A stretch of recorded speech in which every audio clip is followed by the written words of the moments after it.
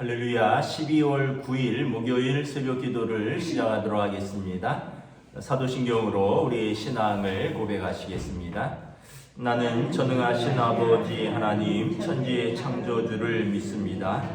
나는 그의 유일하신 아들 우리 주 예수 그리스도를 믿습니다. 그는 성령으로 잉태되어 동정녀 마리아에게서 나시고 본디오 빌라도에게 고난을 받아 십자가에 못 박혀 죽으시고 장사된 지 사흘 만에 죽은 자 가운데서 다시 살아나셨으며 하늘에 오르시어 전능하신 아버지 하나님 우편에 앉아 계시고 거기로부터 살아있는 자와 죽은 자를 심판하러 오십니다.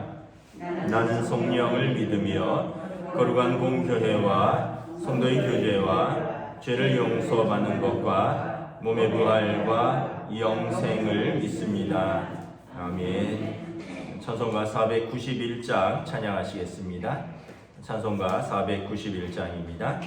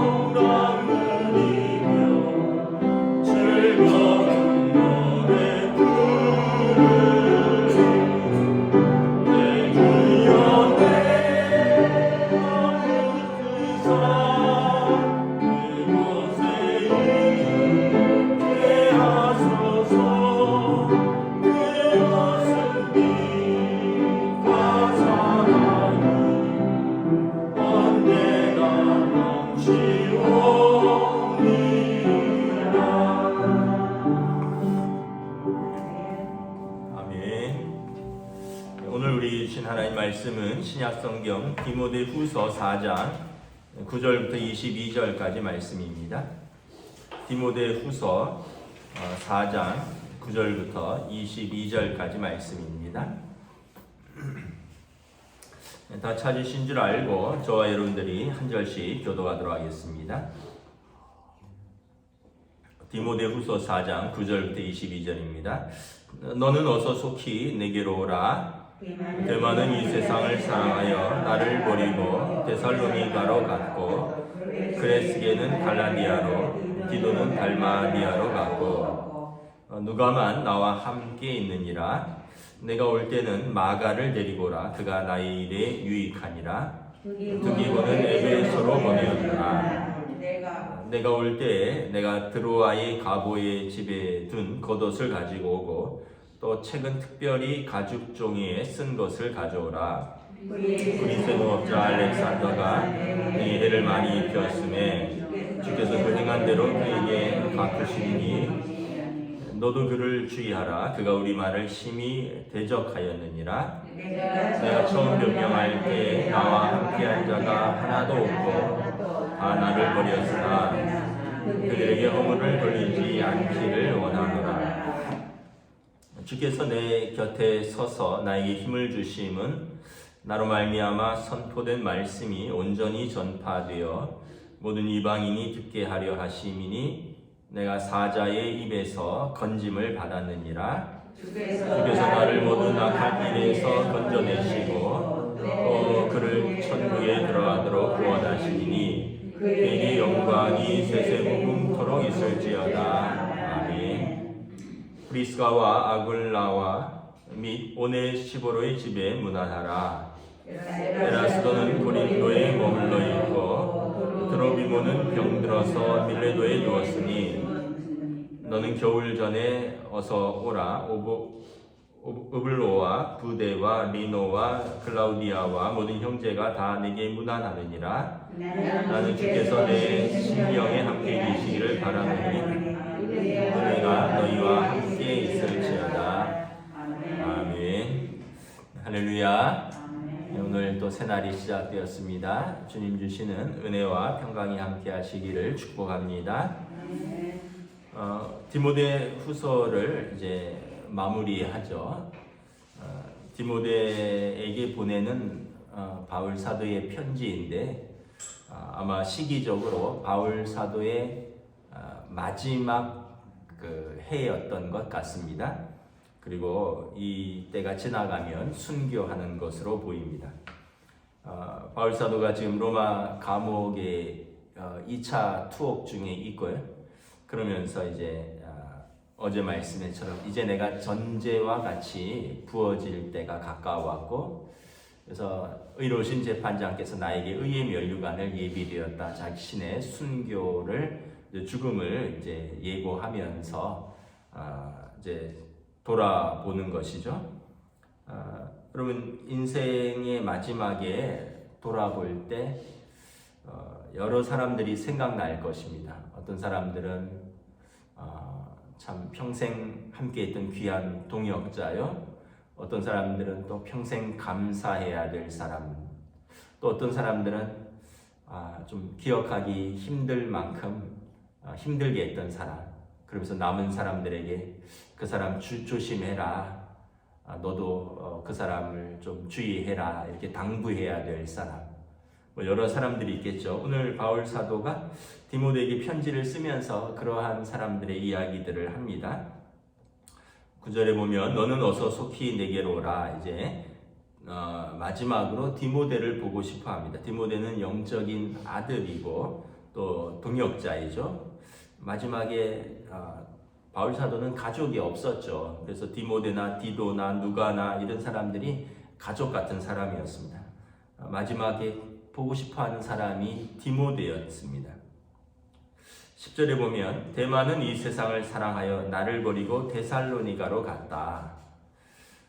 데마라는 사람은 처음에는 주님을 사랑하였고 아마 바울 사도가 전도하였고 또 바울 사도를 따라서 또 함께 전도자의 길을 걷지 않았는가 생각을 합니다. 그러나 지금은 세상을 사랑하여 나를 버리고 데살로니가로 갔다. 이 세상이 어떤 면에서 보면 하나님 나라는 눈에 보이지 않고 이 세상은 눈에 보이는데 이 세상이 더 사랑할 게 많죠. 이 세상은 당장 또 먹고 마시고 또 즐거워해야 될 것들이 많고 하나님 나라는 이런 것들을 사실은 절제하고 또 때로는 그리스도를 위하여 고난도 당하고 가는 하나님 나라인데 그래서 이 세상을 사랑하여 하나님 나라를 포기하고 세상으로 간 사람들이 많다라는 것입니다. 그 중에 데마가 있다라는 것입니다. 돌아보면 우리 주위에도 이런 분들이 있을 수 있죠. 함께 신앙생활을 했었는데 이 세상을 사랑하여서 하나님 나라를 포기하고 세상으로 간 사람들도 꽤 있죠. 안타까울 뿐입니다. 우리가 평생 이 세상에 사는 것이 아니라 다 하나님 나라에 설 사람들인데 이 세상을 사랑하여서 하나님 나라를 포기하였다가 하나님 나라에 섰을 때 어떤 후회를 할까? 글레스게는 갈라디아로, 디도는 달마디아로 갔고 이분들은 이제 각자의 사역지로 간 것입니다. 누가만 나와 함께 있느니라. 누가는 바울 사도가 2차 전도 여행길에 함께 동행했던 이제 동역자이죠. 의사 누가입니다. 의사 누가복음과 사도행전의 저자입니다. 바울 사도와 동행하면서 사도행전을 기록했죠. 또 이 누가는 아마 젊은 사역자, 그러니까 아마 디모데와 같은 젊은 사역자였던 것 같습니다. 그리고 아마 누가는 의사였기 때문에 노년에 병든 바울 사도 옆에 있었던 것이 아닌가 추측을 합니다. 내가 올 때에 마가를 데리고 오라. 그가 나의 일에 유익하니라. 마가는 어떤 면에서 보면 반전의 인물입니다. 사도행전에 보면 바울 사도가 안디옥에서 바나바와 함께 1차 선교 여행을 갑니다. 그때 마가를 데리고 가죠. 마가가 이 청년 마가입니다. 근데 마가가 전도 여행을 다니면서 너무 힘든 거예요.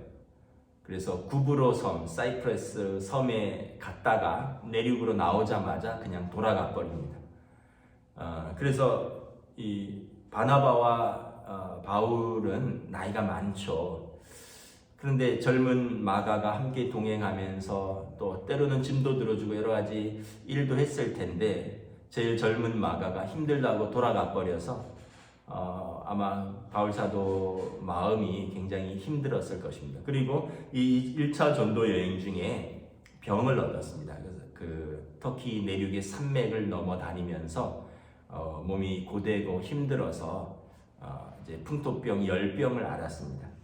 그래서 어떻게 보면 마가는 참 씁쓸한 제자였습니다. 처음에는 2차 전도 여행 때 바나바가 다시 마가를 데리고 가자고 합니다. 그때 바울 사도가 반대합니다.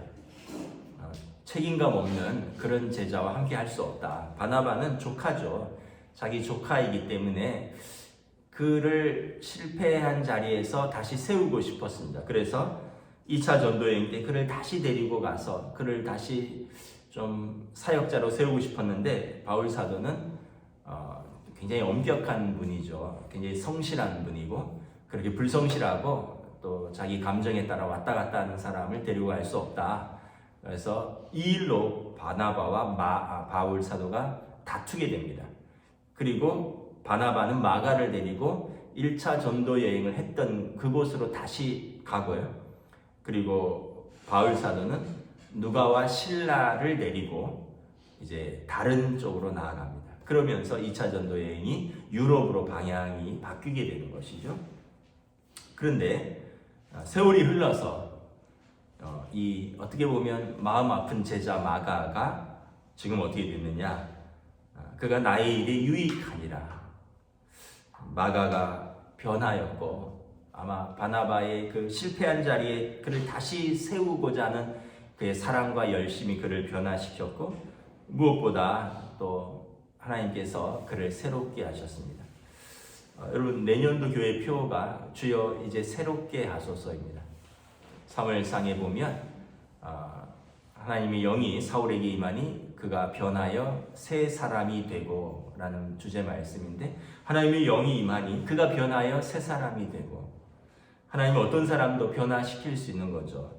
처음에 아마 바울 사도가 할 때 마가는 좀 가능성이 없다 이렇게 포기했었는데, 이후에 마가가 변하여 새 사람이 되었습니다.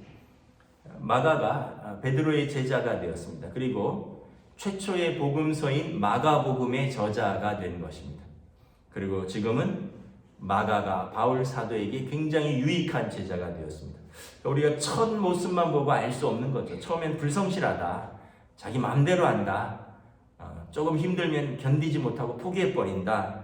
하나님이 그에게 함께 하시고 그를 새롭게 하시니 이제 마가는 여러분 마가복음의 저자가 된 것이죠. 바울이 그를 말년에 보고 싶은 거예요. 그를 데리고 오라. 두기고는 에베소로 보내었느라, 각자의 사역지가 있는 것이죠. 내가 올 때 내가 드로아 가보의 집에 둔 겉옷을 가지고 오고, 또 책은 특별히 가죽종에 쓴 것을 가져오라. 아마 이 겨울이 다가오고 있었던 것입니다.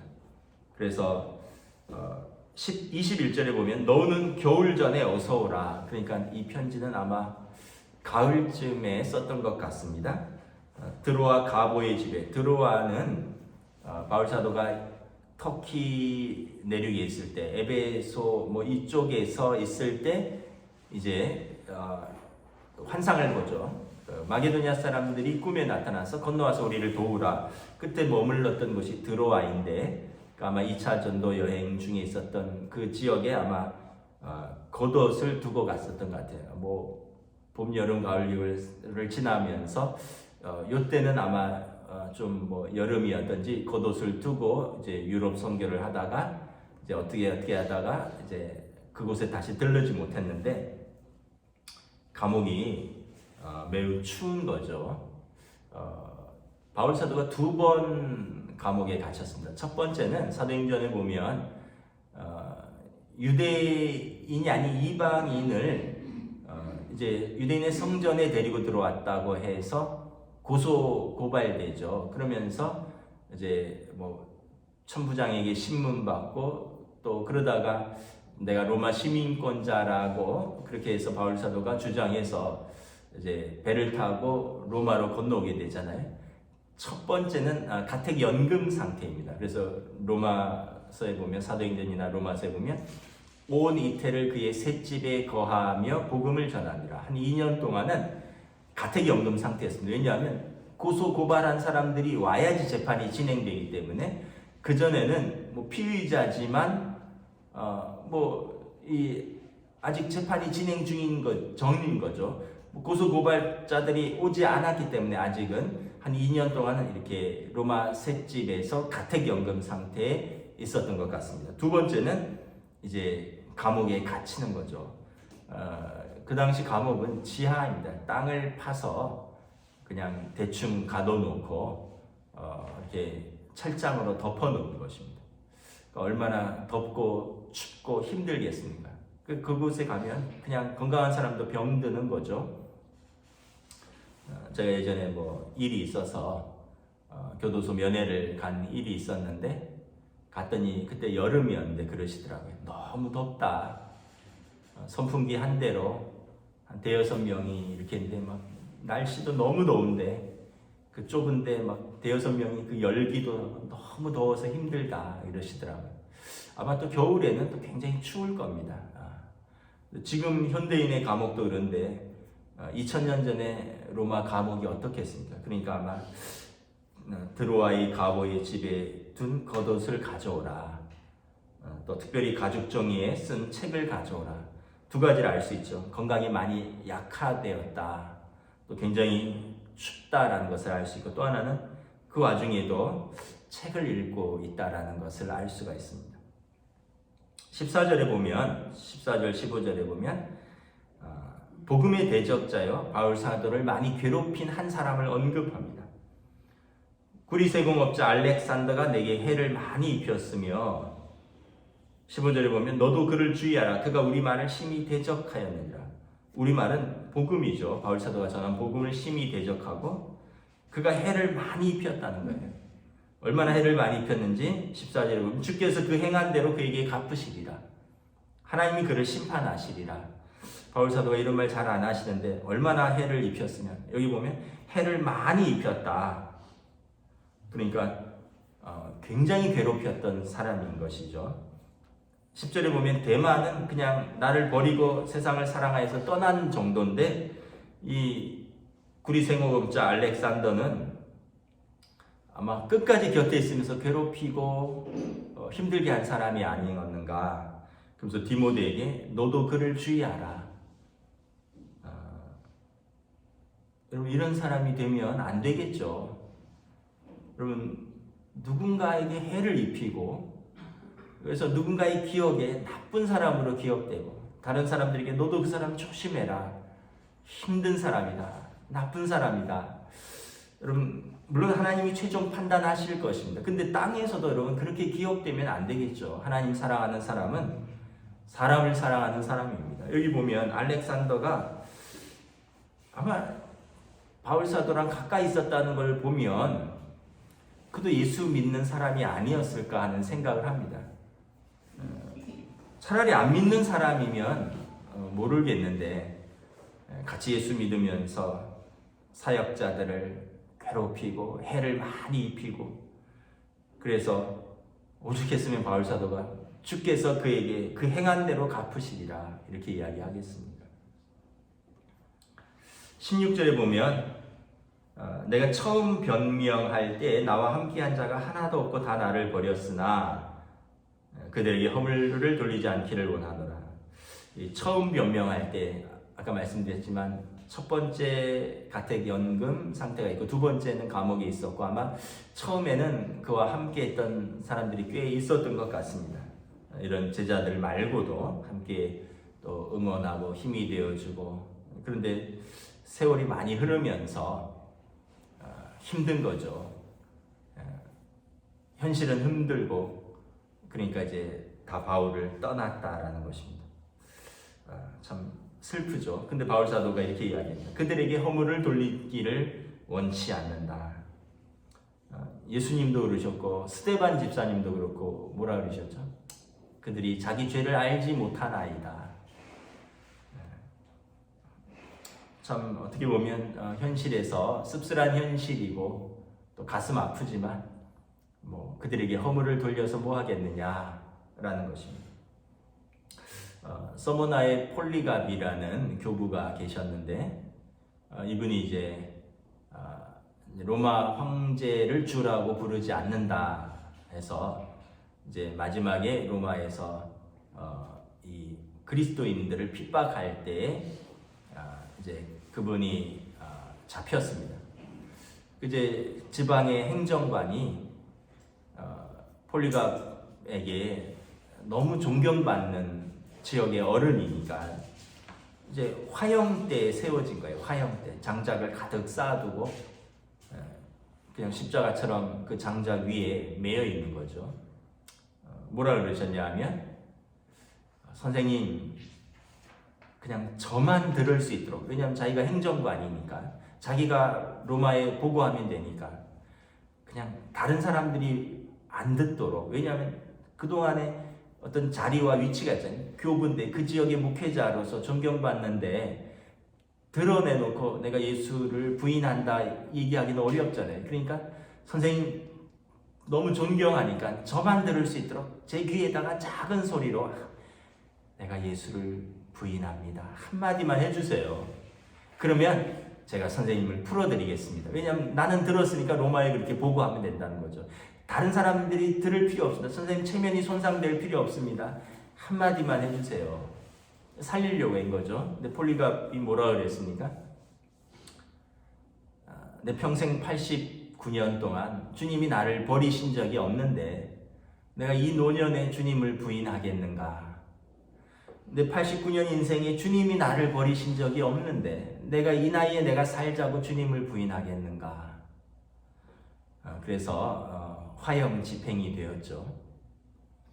여러분, 우리 인생 어떤 사람은 세상을 사랑하여 세상으로 가고, 또 어떤 사람은 또 그 상황 속에서도 또 대적하고 해를 입히고, 또 어떤 사람은 변하여 새 사람이 되고, 어떤 사람들은 함께 있고, 또 어떤 사람들은 또 버리고 떠나가고, 여러 사람들이 있는 거죠. 우리가 어떤 사람으로 어떤 동역자로 남을 것인가, 또 하나님 앞에 어떤 사람으로 설 것인가 라는 것입니다.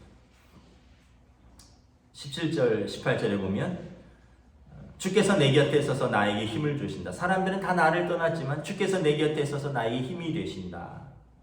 이 18절에 보면 주께서 나를 모든 악한 일에서 건져내시고 또 그의 천국에 들어가도록 구원하신다.